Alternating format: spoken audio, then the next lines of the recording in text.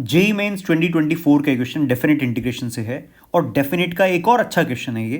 तो हमारे पास में यहाँ पे फंक्शन एफ एक्स गिवन है और साथ में मेंशन कर रखा है जी एक कंटिन्यूस ऑड फंक्शन है और हमें इस इंटीग्रेशन को सॉल्व करना है और इसको इक्वेट करना है इससे और अल्फा की वैल्यू हमें बतानी है।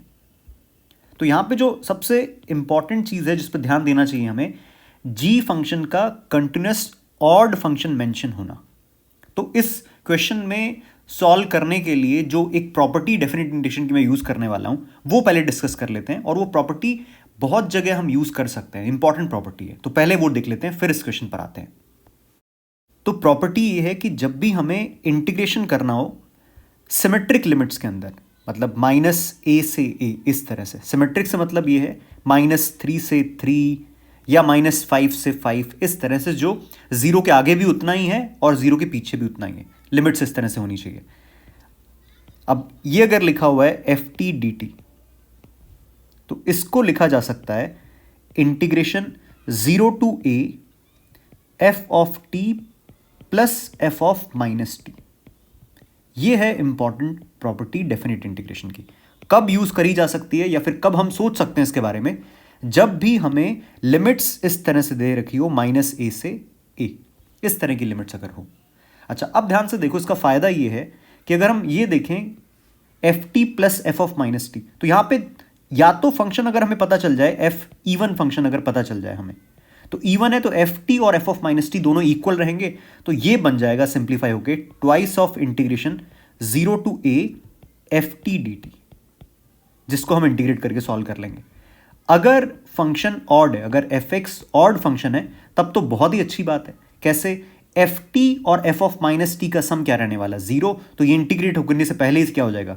0 हो जाएगा। तो वैल्यू क्या हो जाएगी? 0। और अगर फंक्शन इवन भी नहीं है, ऑड भी नहीं है, तो इसको एफ टी और एफ ऑफ -t करके ही हमें आगे फर्दर सॉल्व करना पड़ेगा। तो ये है हमारी मेन प्रॉपर्टी जिसके दम पर हम इस क्वेश्चन को सॉल्व करेंगे। अब चलो क्वेश्चन पर आते हैं। तो जो हमें इंटीग्रेशन वाला एक्सप्रेशन दे रखा है यहां पे, इसकी लिमिट्स हमें कैसी दिख रही है? सिमेट्रिक है, -π/2 से π/2। तो यहां पर अगर मैं सेम प्रॉपर्टी अप्लाई करता हूं तो मेरे पास में आ जाएगा, इसका नाम हम रख देते हैं आई एक्सप्रेशन बोल देते हैं इसको, ठीक है।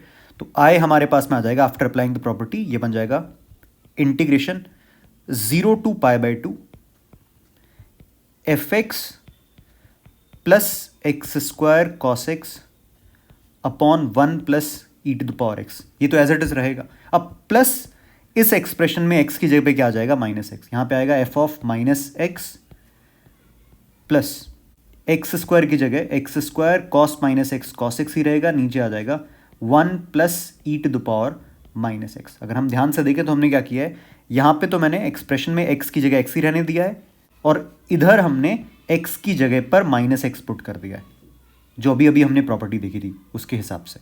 और ये सिंप्लीफाई होकर हमारे पास में यहां से आ जाएगा इंटीग्रेशन 0 टू π/2।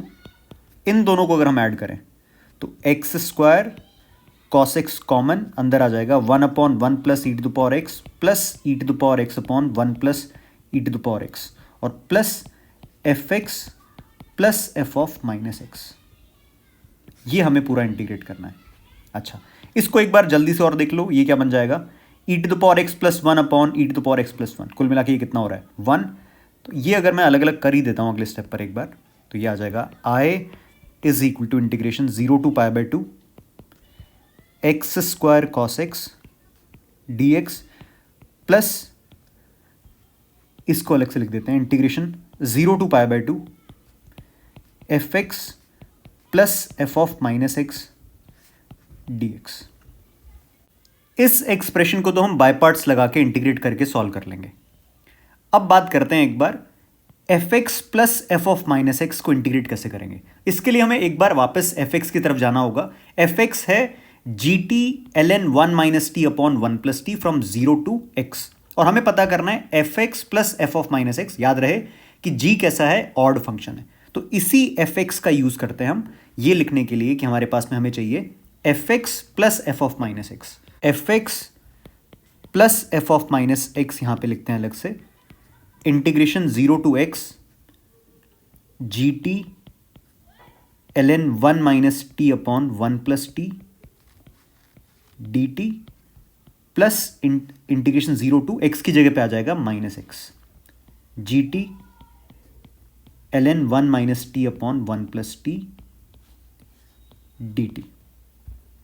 अब हम चाहते हैं इन दोनों को ऐड करना, तो ऐड करने के लिए हम चाहेंगे लिमिट्स क्या हो जाए, सेम हो जाए। तो इधर वाला ये जो माइनस एक्स दिख रहा है इसको हम क्या बनाना चाहेंगे, एक्स। इसके लिए इसमें मैंने टी को रख दिया माइनस वी, तो डी टी आ जाएगा हमारे पास में माइनस डी वी। तो ये बनेगा integration 0 to x g t की जगह पे g of minus v ln 1 plus v upon 1 minus v और डी टी की जगह पे आ जाएगा माइनस डी वी और प्लस ये जो एक्सप्रेशन है as it is integration 0 to x g t ln 1 minus t upon 1 plus t d t. अब ये लिमिट्स कैसी हैं, 0 टू एक्स सेम लिमिट्स हो जाएंगी यहां पे, और यहां पे देखो g ऑफ माइनस वी बना हुआ है और g फंक्शन कैसा है, ऑड फंक्शन है, तो g ऑफ माइनस वी की जगह आ जाएगा जी वी विद नेगेटिव साइन। तो ये जो माइनस और माइनस है प्लस होके क्या बन जाएगा हमारे पास में, माइनस माइनस इधर आ जाएगा 0 टू एक्स जी वी, और ध्यान से ये देखो ln 1 plus v upon 1 minus v, इसको मैं लिख सकता हूं ln 1 minus v upon 1 plus v with negative sign d v, और इधर कितना है 0 to x g t ln 1 minus t upon 1 plus t d t. और अब तो ये दोनों एक्सप्रेशन क्या है, सेम एक्सप्रेशन बन गए, और बीच में क्या है माइनस साइन, तो पूरा ये आपस में कैंसिल आउट हो जाएगा। तो इसका मतलब F x plus f of minus x कितना आ जाएगा, यहां से 0 ही आ जाएगा। अब हम वापस हमारा जो एक्चुअल इंटीग्रेशन था उसकी तरफ चलते हैं, जहां पे हमारे पास में एक स्टेप में क्या था, F x plus f of minus x था, ये कितना हो चुका है 0। तो अब हमारा आई बन जाएगा यहां से I is equal to integration 0 to pi by 2 x square cos x d x. इसको हम बाय पार्ट्स लगा के इंटीग्रेट कर लेते हैं, ये बन जाएगा x square sine x minus 2x sine x integration, और लिमिट्स क्या है इसकी 0 टू पाई बाय 2।